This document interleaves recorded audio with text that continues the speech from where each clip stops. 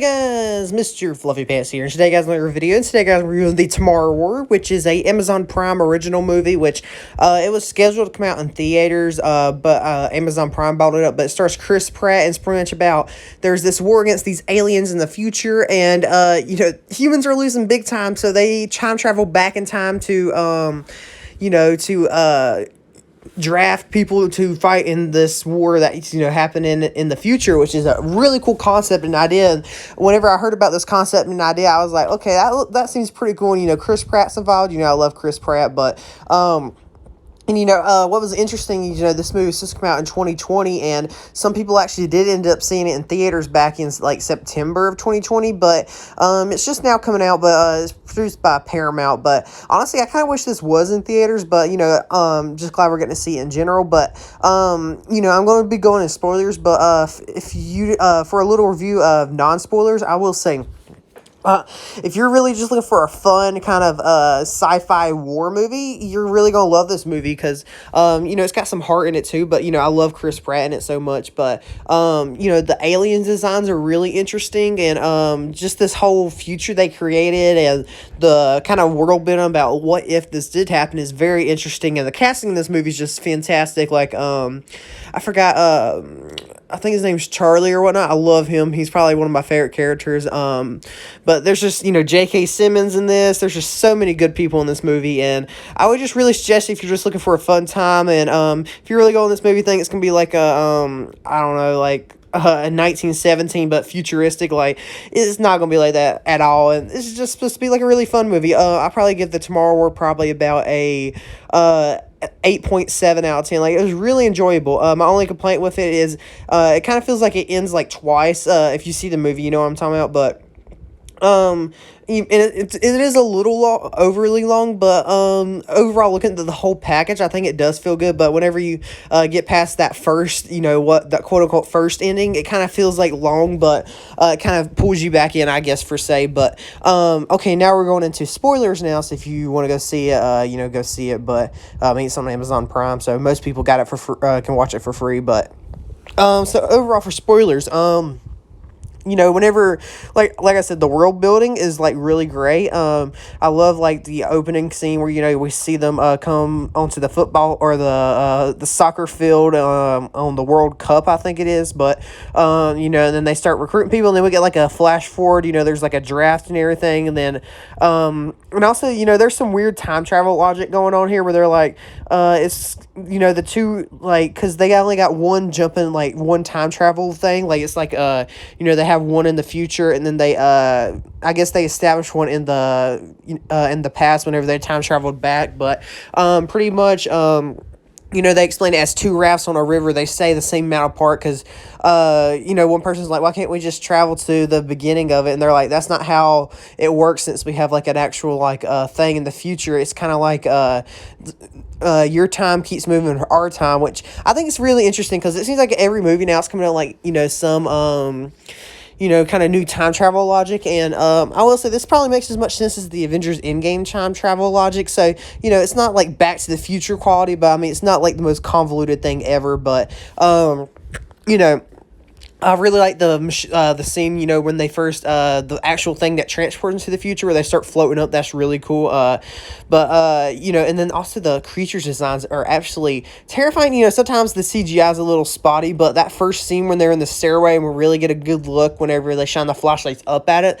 Like, those kind of like puppets, but that's really creepy. They're called the white spikes and they have like these tentacles that can shoot out, like these spikes that look painful whenever people get hit by them. But I really think it's an interesting creature design. It's just some of the CGI's kind of hit or miss, and I think they put a lot of the CGI on the creature at the female at the end of the movie, on the glacier or whatnot, because that was really cool battle. But Chris Pratt, has a daughter or whatnot, and he also has, like, some daddy issues, I guess, or whatnot, which are resolved by the end, because, I love J.K. Simmons, because pretty much his dad served in Vietnam, and he came back, and he kind of left his mother and him there, and he won't forgive him for that. And we find out in the future, Chris Pratt's character's daughter is the colonel of the war in the future, and we figure that out, and that's the part of the movie I was like, okay, I kind kind of know where you're going with this, and this ain't my favorite trope in movies per se, but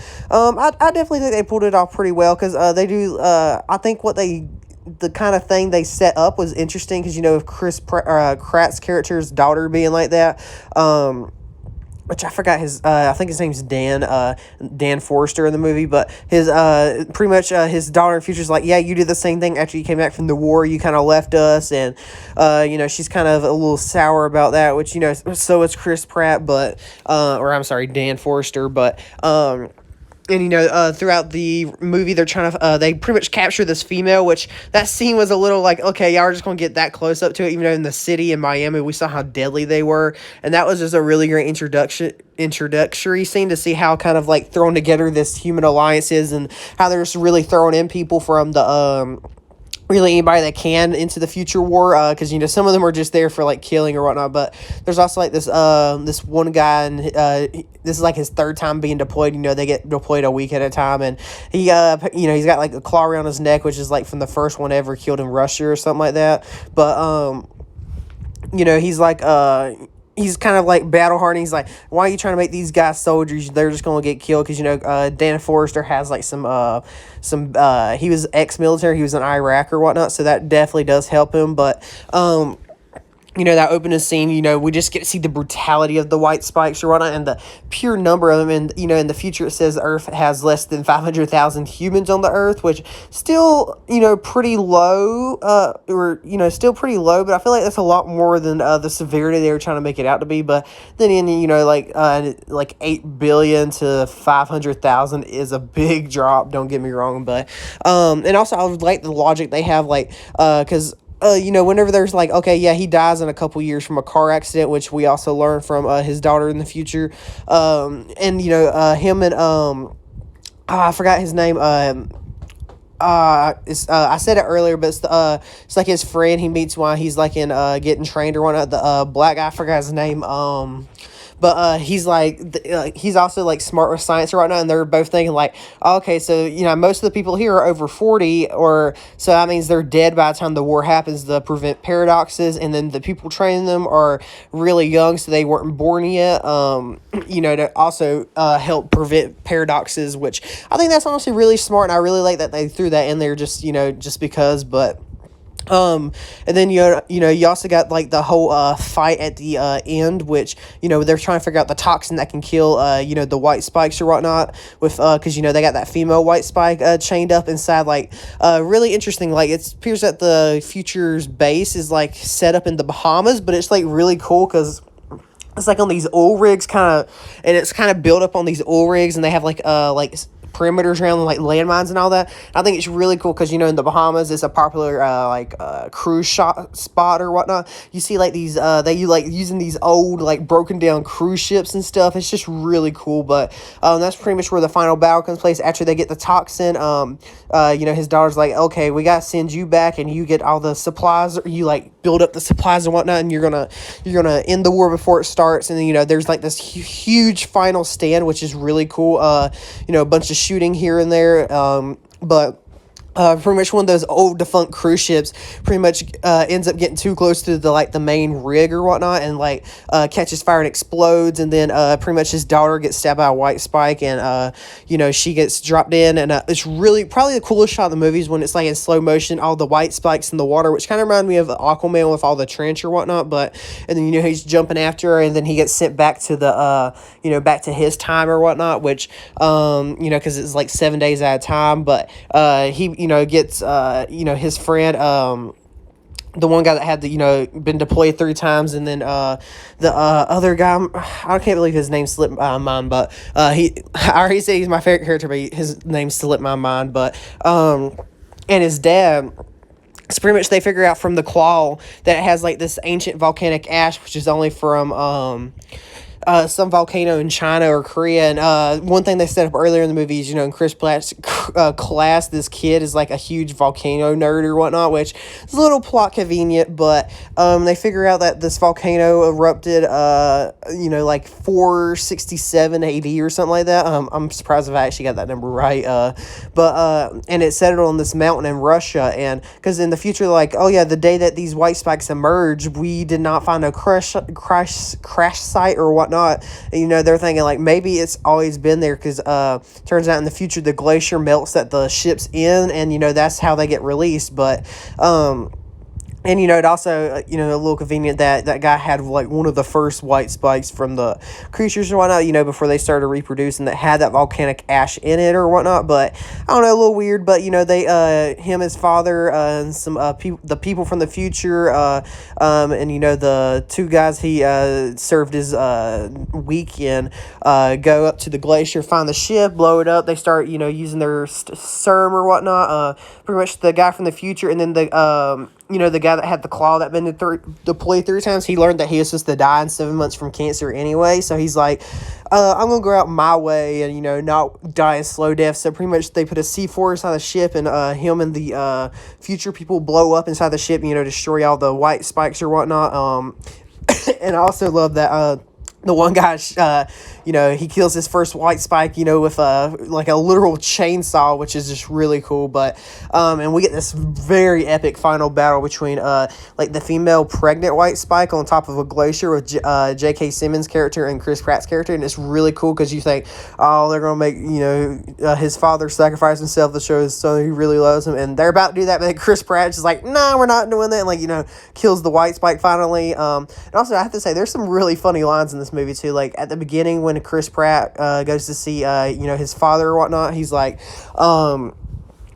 his father's like yeah, something about Jimmy or God, I forgot her name. It's for the girl from Stevie Nicks from Fleetwood Mac. He's like something about her naked, and then his father thinks he's like wearing a wire and whatnot because he's kind of wanted from the government. But and then he's like after he splashes water on, make sure you don't have wire. He's like holds up his shirt. He's like, okay, send in Stevie Nicks, and it's just so funny. But you know, they all just lay down in the snow and like, oh, I'm glad that's over with. But and the thing I was talking about, you know, it felt like it ended twice, is after he gets sent back, you know, to his present or whatnot. That's kind of feels like where the movie would have ended if it was normal. But then, you know, we get this whole other little side adventure of them going off to kill the mothership or whatnot, which, you know, the government did not want to do, so they had to go do it themselves, and then they take credit for it at the end or whatnot. But you know, I think that it gets a little long there, but, I mean, it's only like 2 hours and 10 minutes, I think, but it just felt a lot longer than that, which is really my only gripe with the movie, but, and, you know, some of the spotty CGI, but,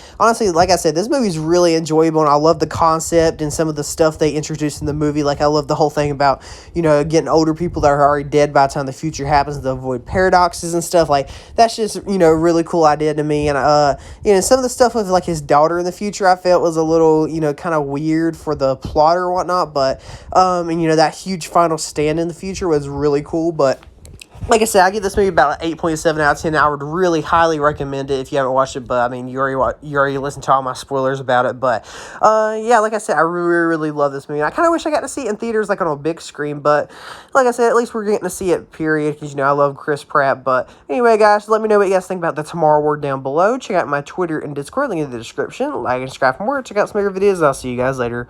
Bye.